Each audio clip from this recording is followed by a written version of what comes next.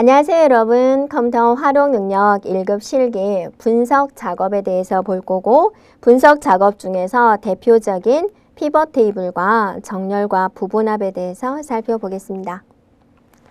자, 문제를 살펴보면 이렇게 되어 있고, 또 여러분이 피벗 테이블 파일을 준비해 주면 되겠습니다.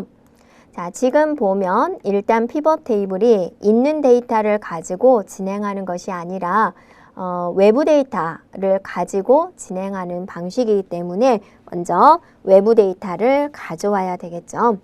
자, 외부 데이터 가져오는 방법은요, 데이터에 가보면 외부 데이터 가져오기가 있어요. 이게요, 외부 데이터 가져오기라고 보이죠. 그러면 거기서 기타 원본을 눌러주고 마이크로소프트 쿼리를 눌러줍니다. 그리고 이제 MS 액세스 데이터베이스를 선택을 해주고 확인을 누릅니다. 그러면 여러분이 이제 실제로 시험장에서는 C 드라이브의 OA 폴더에서 가져오고 그 폴더 위치는 시험지에 기입되어 있어요. 자, 우리는 여러분이 다운로드 받은 폴더 속에 있는 실습을 클릭을 해주면 지금 불러오고자 하는 파일이 학생 출석부잖아요. 그래서 학생 출석부를 지정을 해주고 확인을 누릅니다.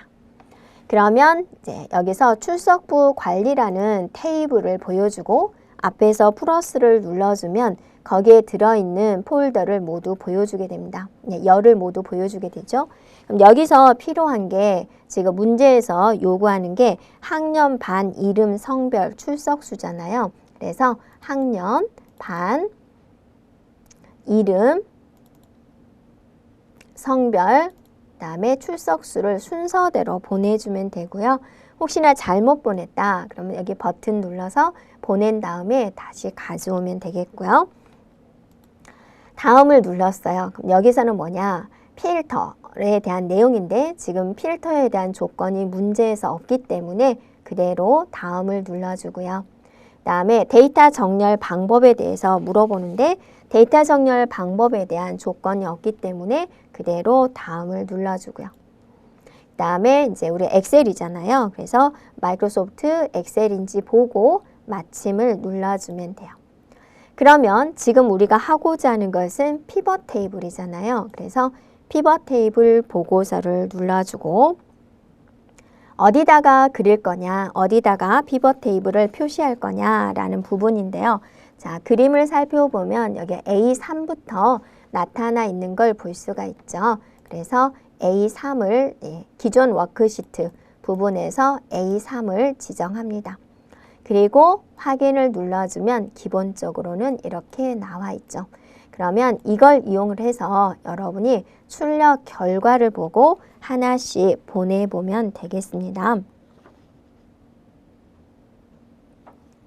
자, 그러면 이제 여기에 봤더니 행 레이블에 뭐가 들어왔는지 보면은 1, 2, 3 학년이죠. 그래서 학년을 가지고 오고요. 학년을 행으로 드래그를 하고요. 그 다음에 이게 사랑반, 화평반, 이게 반이죠. 반을 가져옵니다. 그러면 이 부분이 해결이 된 걸 볼 수가 있고 열 레이블에는 남과 여가 나오고 있죠. 열 레이블에. 그래서 성별을 열로 가져오고요. 자, 여기서 구하고자 하는 게 평균 출석수라고 적어져 있죠.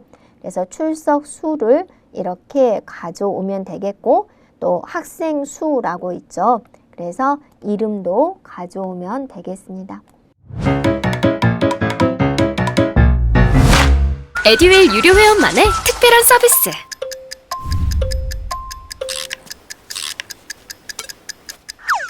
같이 하자.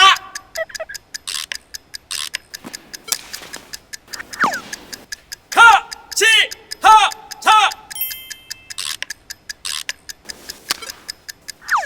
정답! 같이 하자 친구야. 에듀윌 유료 회원.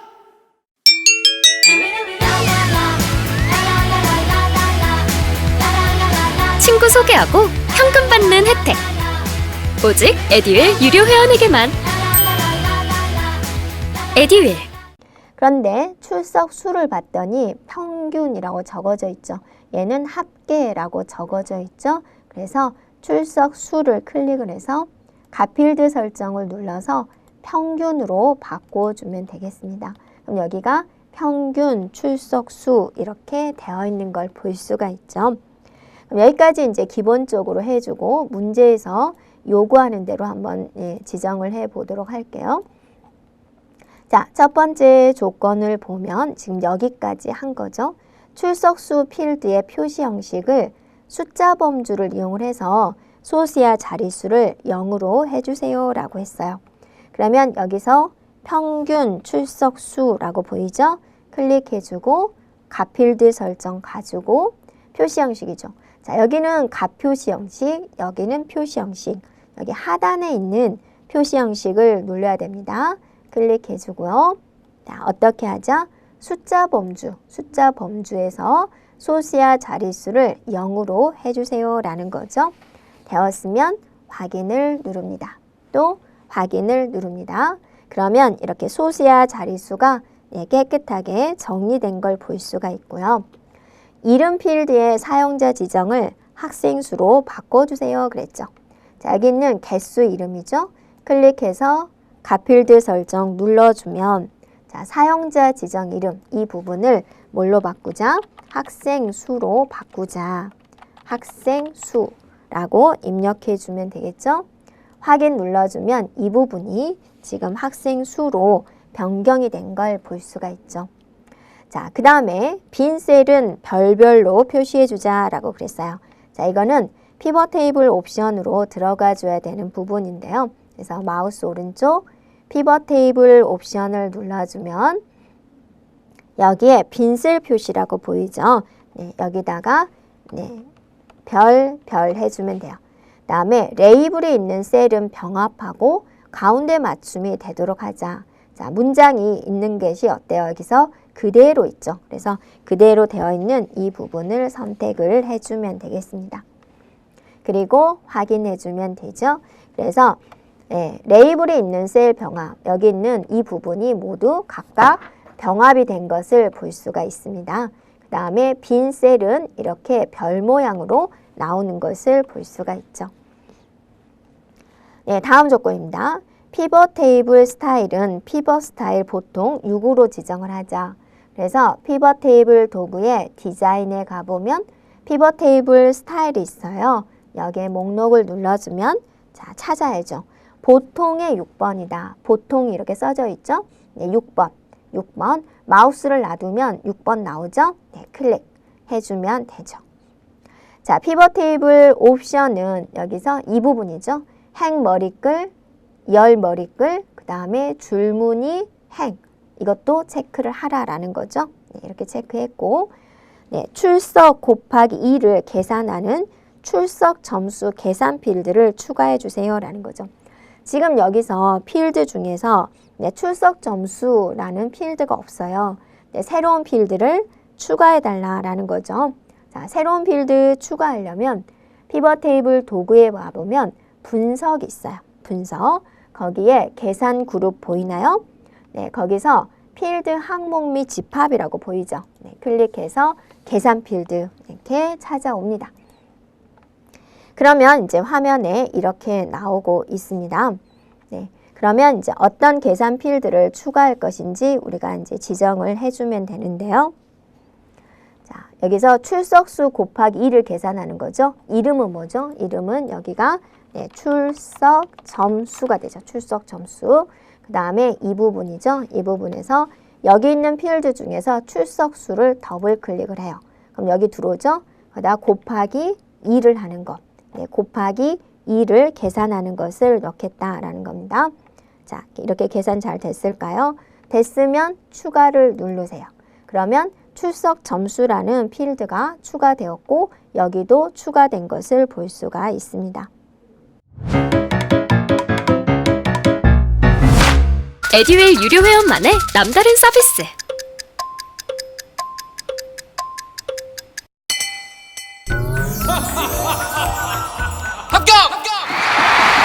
합격하고 돈도 받는 혜택. 오직 에듀윌 유료 회원에게만. 에듀윌. 무료 합격! 확인 눌러주면 되죠. 네. 그러면 이제 출석 점수라는 필드가 네, 자동으로 추가가 됐습니다. 그런데 네, 여기서 계산을 보면 평균 출석수, 학생수, 평균 출석 점수죠. 근데 여기가 합계 출석 점수로 되어 있죠. 그래서 여기 있는 출석 점수를 클릭을 해서 가필드 설정 눌러서 평균으로 바꿔주면 되겠네요. 확인해주면 여기가 평균 출석 점수로 됐죠. 네, 행의 총합계는 표시되지 않도록 해주세요 라는 겁니다. 그래서 여기를 보면 네, 여러분이 이 화면과 이 화면을 비교해 보면 오른쪽에 합계 평균이 안 나온 걸 볼 수가 있죠. 그래서 마우스 오른쪽 피벗 테이블 옵션에 가면 요약 및 필터로 가면 행의 총합계 표시에는 체크를 없애면 됩니다. 그리고 확인을 눌러주면 오른쪽에 내용이 없어진 걸 볼 수가 있죠.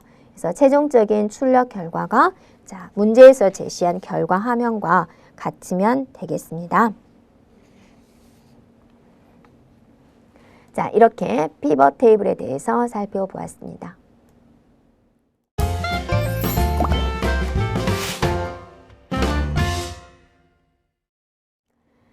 자, 정렬과 부분합에 대해서 보겠습니다. 그래서 여러분이 파일을 준비를 해주고요.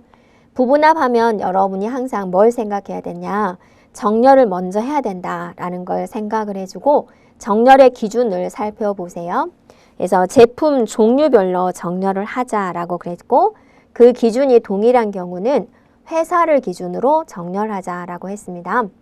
그러면 여러분이 이 부분이죠. 그래서 여기를 영역 지정을 해주고 데이터에 가보면 정렬이 있습니다. 그래서 첫 번째 정렬 기준을 뭐로 하자? 제품 종류, 내림차순, 네, 기준 추가.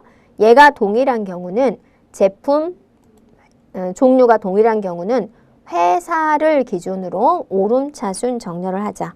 자, 제품 종류별로 내림차순, 회사별로 오름차순 확인을 해주면 이렇게 되죠. 그래서 1차적으로 제품 종류별로 정렬이 됐는지 살펴보고요. 자, 이렇게 준비가 됐으면 이제 부분합을 들어갑니다. 네, 데이터의 마지막 오른쪽에 가보면 부분합이 있어요. 클릭. 자, 그룹할 항목은 뭐가 되느냐? 바로 여러분 이 화면을 보면 제품 종류별이죠. 문제에서도 제품 종류별. 제품 종류별로 하기 위해서 우리는 제품 종류별로 정렬을 한 겁니다. 그래서 여기가 제품 종류가 됩니다. 회사의 개수를 구하자. 네, 회사의 개수만 구하는 거죠. 그래서 여기서 이동막대로 움직여서 혹시나 다른 것이 체크된 건 없을까라는 걸 꼼꼼히 살펴봐야 됩니다. 확인, 부분합을 한 번 더 하죠.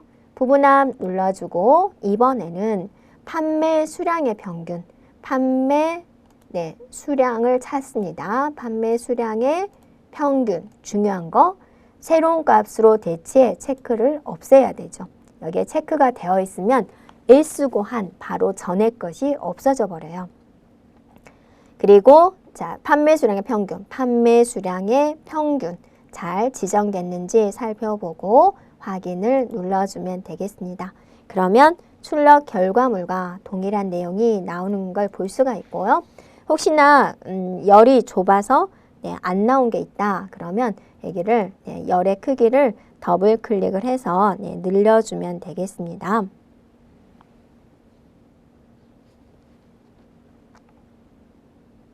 네, 여기까지 부분합에 대한 내용이었습니다.